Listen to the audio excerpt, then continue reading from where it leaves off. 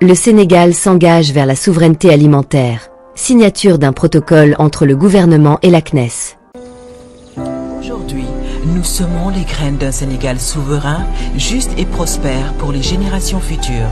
Si nous continuons à cultiver notre terre, nos idées et notre peuple, les fruits viendront toujours.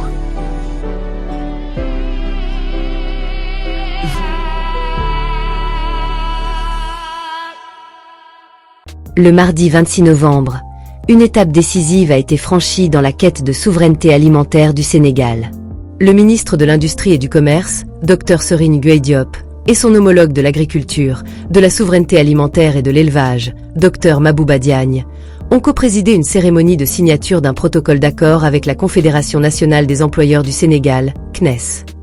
Cette initiative, alignée avec le référentiel stratégique Vision Sénégal 2050, vise à renforcer les capacités de conservation des produits agricoles pour réduire les pertes post-récolte. Lors de son discours, Dr Serigne Gueye Diop a rappelé les pertes significatives que subit le secteur agricole chaque année. Nous enregistrons des pertes post-récolte de l'ordre de 30%. Nous perdons annuellement 100 000 tonnes d'oignons et dépensons 45 milliards de francs CFA pour importer ce même produit, a-t-il souligné.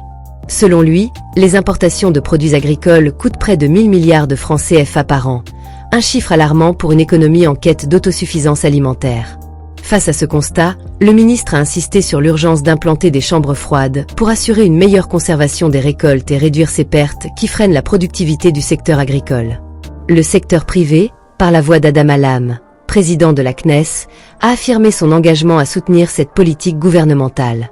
Lors de la cérémonie, il a lancé un appel pour accroître la production agricole tout en renforçant les infrastructures de conservation.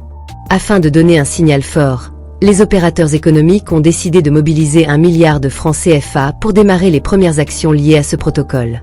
Dr Mabouba Diagne, ministre de l'Agriculture, a salué cette initiative comme une avancée majeure dans la mise en œuvre de la Vision Sénégal 2050, qui place la souveraineté alimentaire au cœur du développement économique et social du pays. Pour lui, ce protocole incarne une démarche concertée entre le public et le privé, essentielle pour bâtir une filière agroalimentaire résiliente et compétitive. Cette collaboration entre le gouvernement et la CNES marque un tournant dans la stratégie agricole du Sénégal. La construction de chambres froides et la réduction des pertes post-récolte sont des leviers essentiels pour diminuer la dépendance aux importations, stabiliser les prix des denrées alimentaires et renforcer la sécurité alimentaire du pays.